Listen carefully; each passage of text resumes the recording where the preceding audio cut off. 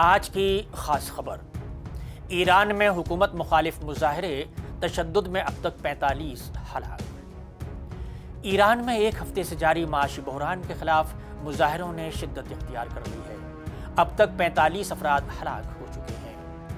تازہ اطلاعات کے مطابق انٹرنیٹ اور ٹیلی فون سروسز بند کر دی گئی ہیں۔ غیر ملکی میڈیا کے مطابق تہران میں حالیہ حکومت مخالف احتجاج کا سب سے بڑا مظاہرہ ہوا، جس میں مظاہرین حکومت کے خلاف نعرے لگا رہے تھے۔ اس دوران پولیس اور مظاہرین میں تصادم بھی ہوئے۔ رپورٹ کے مطابق احتجاج کے باعث دارالحکومت کی کئی سڑکیں بند تھیں۔ مشتعل مظاہرین نے اصفہان میں سرکاری نشریاتی ادارے کی عمارت اور گورگان میں گورنر کا دفتر بھی نظر آتش کر دیا۔ فرانسیسی خبر رساں ادارے کے مطابق دسمبر سے جاری احتجاج میں اب تک 45 افراد جان گنوا چکے ہیں، جن میں سیکورٹی فورسز کے اہلکار بھی شامل ہیں۔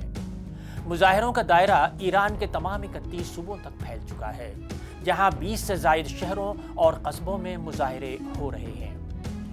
امریکی صدر ڈونالڈ ٹرمپ نے ایک انٹرویو میں ایران کو ایک بار پھر متنبہ کیا ہے کہ اگر مظاہرین کو نقصان پہنچایا تو ایران کو سخت جواب دے گی۔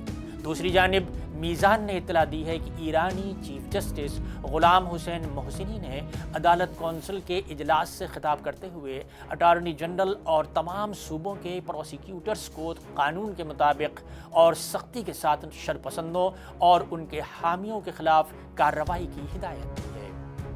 چیف جسٹس نے ملک میں حالیہ واقعات کا حوالہ دیتے ہوئے کہا کہ شرپسند عناصر ہمارے ملک میں بدامنی پھیلانے کی ناکام کوشش کر رہے ہیں۔ انہوں نے زور دیا کہ اسلامی جمہوریہ ایران احتجاج کرنے والے شہریوں اور تخریب کار عناصر کے درمیان واضح فرق کا قائل ہے۔